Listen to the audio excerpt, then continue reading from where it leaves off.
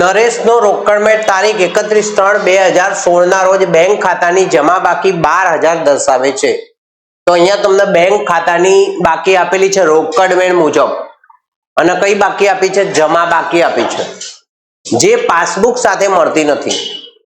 Passbook અને રોકડમેળની સરખામણી કરતા નીચે પ્રમાણેની એટલે કે નીચેની માહિતી આપણને મળે છે તે ઉપરથી નરેશનો બેંક સિલક મેળ તૈયાર કરો. તો અહીંયા આપણે પહેલા ટાઇટલ લગાવી દેવાનું.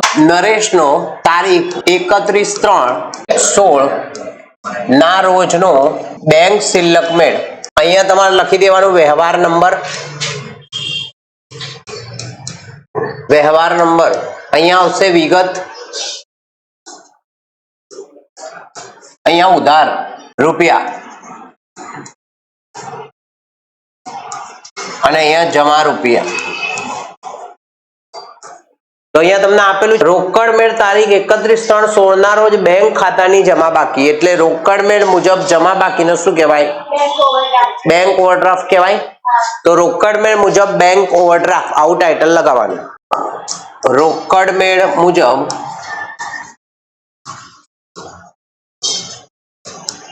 બેંક ઓવરડ્રાફ્ટ અને આની હંમેશા જમા બાકી હોય એટલે જમા બાજુ રકમ લખવાની તમારે 12,000. હવે પહેલા નંબરની એન્ટ્રીથી શરૂઆત કરીએ. પહેલા નંબરનો વ્યવહાર. તો એમાં તમને લખ્યું 10,000 નો ચેક તારીખ 28/3/16 ના રોજ બેંકમાં ભરવામાં આવ્યો હતો, પરંતુ આ ચેક બેંકે હજુ સુધી પાસબુકમાં નોંધ્યો નથી. તો આનું કારણ શું થાય? ભરેલા પરંતુ જમા નહીં થયેલા. અને ભરેલા પરંતુ જમા નહીં થયેલા શું થાય? જમા થાય. તો ટાઇટલ લખીને લખી દો ભરેલા પરંતુ જમા નહીં થયેલા ચેક. તો આ રકમ આવશે જમા બાજુ. તો જમા બાજુ 10,000 લખવાનું. આમાં ઉમેરો બાદ કરો જેવું નહીં. આમાં જે રકમ ઉધાર આવે ઉધાર લખવાની, જમા આવે જમા લખવાની. ચલો નંબર 2. તારીખ 30/3/16 ના રોજ બેંકે જમા કરેલ વ્યાજ 160 રોકડમેળમાં નોંધાયા નથી. તો બેંકે શું કર્યું? જમા કર્યું. તો આપણે શું કરવાનું? ઉધાર કરવાનું. બેંક કરે એનાથી ઉલટું આપણે કરવાનું. તો અહીંયા શું લખશો કારણમાં? નંબર 2 કરીને કારણ લખી દો.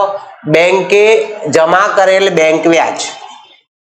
બેંકે જમા કરેલ બેંક વ્યાજ.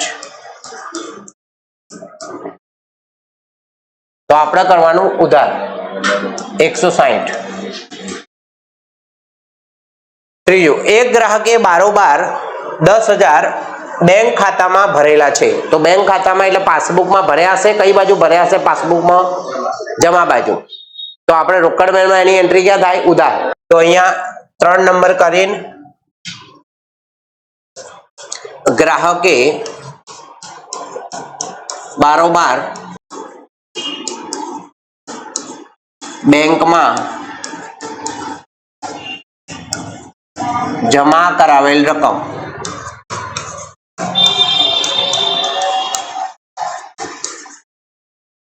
આપણે ઉધાર કરવાનું. તો 10,000 રૂપિયા ઉધાર થશે. વ્યવહાર નંબર 4. બેંકમાં ભરેલ પરંતુ રોકડમેળમાં નહીં નોંધેલ ચેક.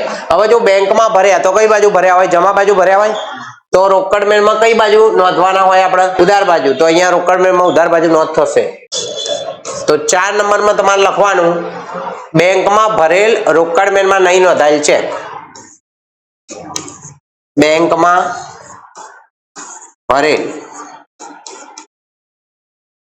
પરંતુ રોકડમેળમાં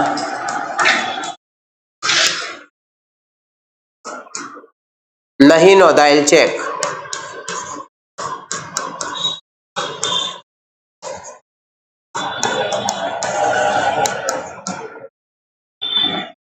આપણો સ્વાધ્યાયનો દાખલા નંબર 5 છે.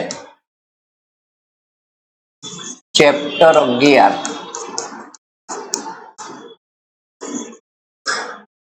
બેંક સિલક મેળ.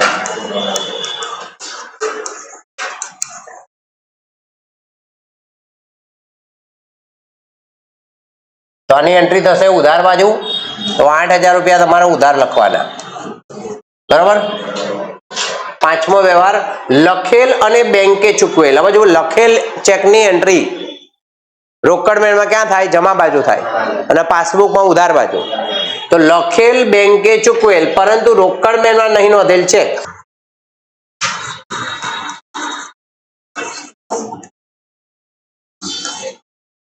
રોકડ મેળમાં નોંધ નહીં થઈ,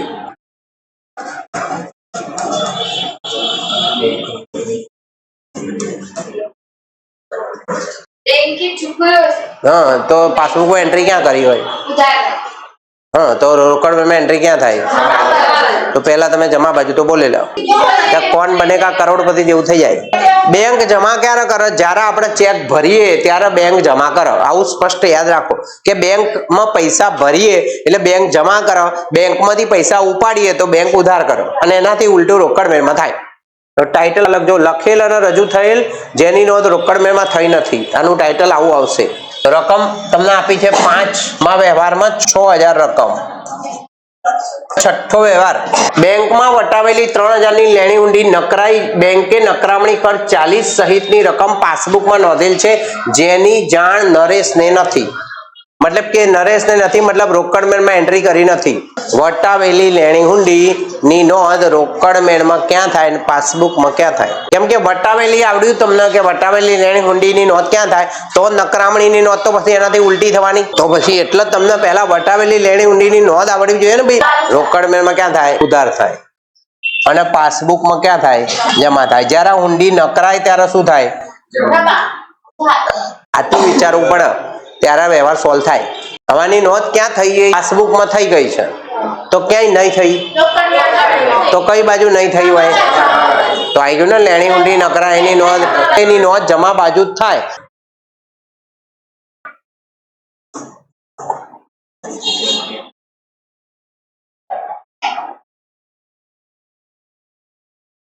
અહીંયા તમારે લખવાનું 3,040 नकरामणी खर्च साथेनी रकम तमारे लखवानी। सातमो व्यवहार रोकड़ मेळनी आय बाजुनो सरवाळो भूलथी 2,000 ओछो करवामां आव्यो छे।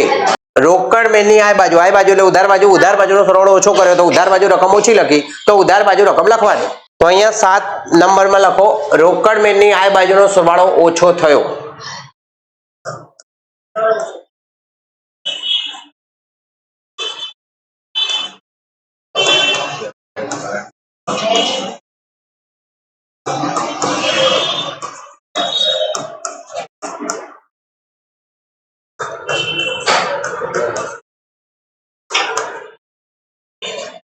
तो उधार बाजू रकम आवशे 2,000 रुपया। એટલે કે 8 નંબરનો વ્યવહાર લખેલ પરંતુ ચૂકવણી માટે રજૂ નહીં થયેલ ચેક 1,000 રૂપિયા। કારણ શું આવા લખેલા પરંતુ રજૂ નહીં થયેલા?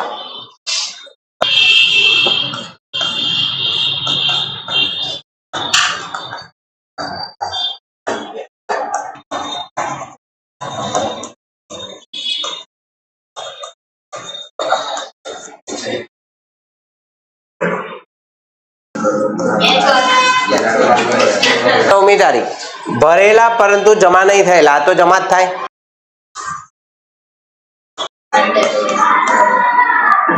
तो आनी रकम तमारे जमा करवानी 1,500।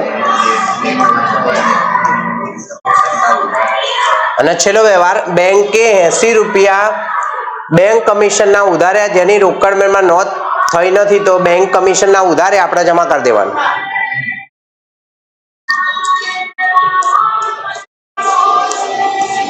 तो अहींया लखवानुं Benke उधारेल bank commission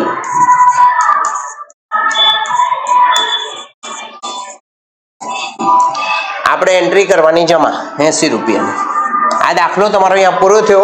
total मारवानुं। Total मारवा माटे तमारे बंने बाजुनुं टोटल करवानुं। जे बाजुनुं टोटल वधारे आवे ए बंने बाजू लखवानुं। तो अहींया बंने बाजू तमारे लखी देवाना 32,620 32,620। तो उधार बाजू खूट्या तो बाकी उधार बाजू लखवानी 11,460। अब 11,460 ए उधार बाजूनी रकम कहेवाय। ऊपर आपणे शरूआत सेनाथी करी छे जुओ तो ऊपर शरूआत करी छे रोकड़ मेळथी। तो अहींया लखवानुं तमारे पासबुक પાસબુક મુજબ એટલે બેંક ઓવરડ્રાફ્ટ, તો અહીંયા લખો પાસબુક મુજબ બેંક ઓવરડ્રાફ્ટ।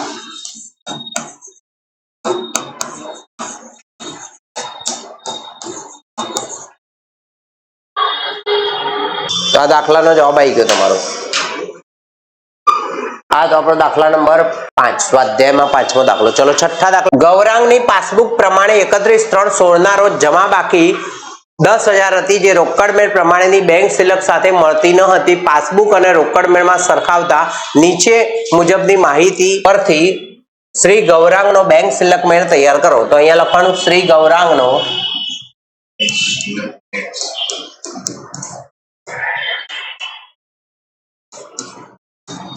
તારીખ 31/3/16 ના રોજનો બેંક સિલક મેળ।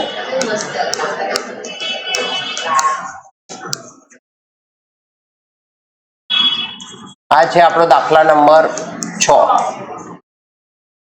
ચેપ્ટર 11। તો તમને પાસબુક પ્રમાણે જમા બાકી, પાસબુક મુજબ જમા બાકીને શું કહેવાય? તો ટાઇટલમાં તો પાસબુક મુજબ બેંક સિલક। તો અહીંયા પહેલું લખવાનું પાસબુક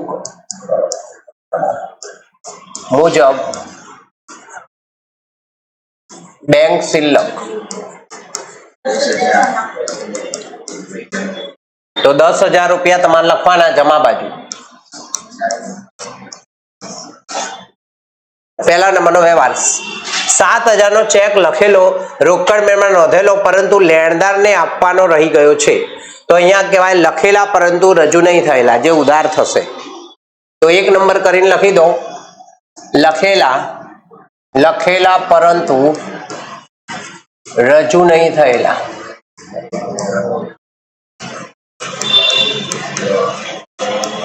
ચેક। તો 7,000 રૂપિયા આવશે ઉધાર બાજુ।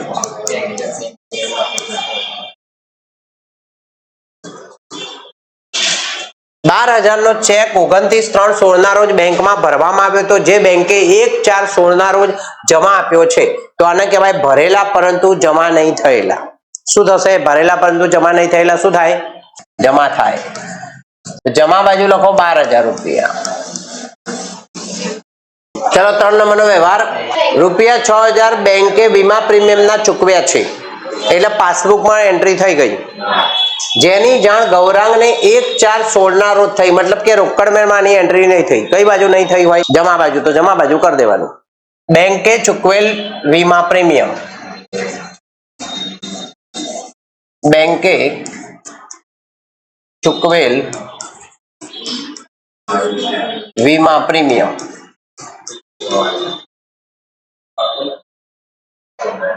તો 6,000 રૂપિયા આવશે જમા બાજુ। એક ગ્રાહકે 5,000 નો ચેક બારોબાર બેંકમાં ભરાવી દીધો, એટલે કે જમા બાજુ ભરાઈ ગયો, જેની રોકડ મેળમાં નોંધ કરવામાં આવી નથી। ગ્રાહકે બારોબાર બેંકમાં જમા કરાવેલ રકમ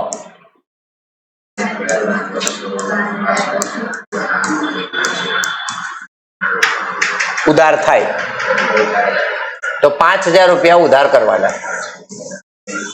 વ્યવહાર નંબર 5, બેંકે વ્યાજના 200 પાસબુકમાં જમા કર્યા, જેની નોંધ રોકડ મેળમાં કરેલ નથી। તો બેંકે જમા કર્યા, આપણે ઉધાર કરવાના। બેંકે જમા કરેલ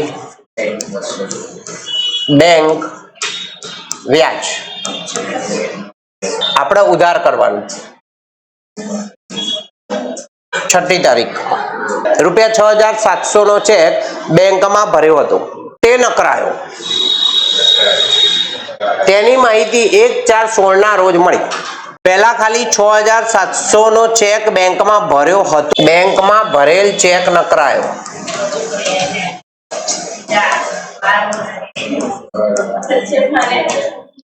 एंट्री थशे जमा बाजू 6,700। 7मी तारीख नो व्यवहार 18,000 ना चेक लखेला परंतु तेमांथी फक्त 6,000 ना चेक 31/3 સુધી ચૂકવણી માટે રજૂ થયા છે. તો કેટલા રજૂ નહીં થયા? 18 માંથી 6000 બાદ કરો તો 12000 ના રજૂ નહીં થયા. લખેલા પરંતુ રજૂ નહીં થયેલા હંમેશા ઉધાર થાય.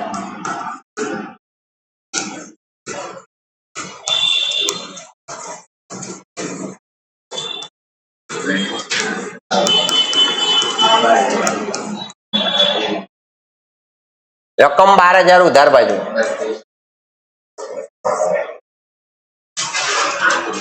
32,000 ના ચેક બેંકમાં ભરેલા, જેમાંથી 7,000 ના ચેક બેંકમાં 31/3 સુધી જમા થયા છે. તો કેટલા જમા નહીં થયા? ભરેલા પરંતુ જમા નહીં થયેલ ચેક 25,000 જમા બાજુ. 1800 નો એક ચેક બેંકમાં ભરેલો, જેની નોંધ રોકડ મેળમાં કરવાની રહી ગઈ. તો કઈ બાજુ કરવાની રહી ગઈ? તો ઉધાર બાજુ કરી દો. ભરેલા પરંતુ રોકડ મેળમાં નહીં નોંધેલ ચેક.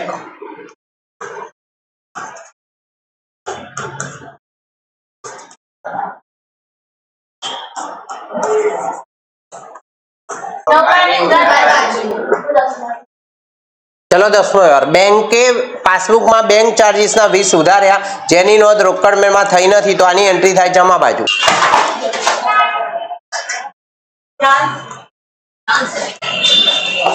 બેંકે ઉધારેલ બેંક ચાર્જીસ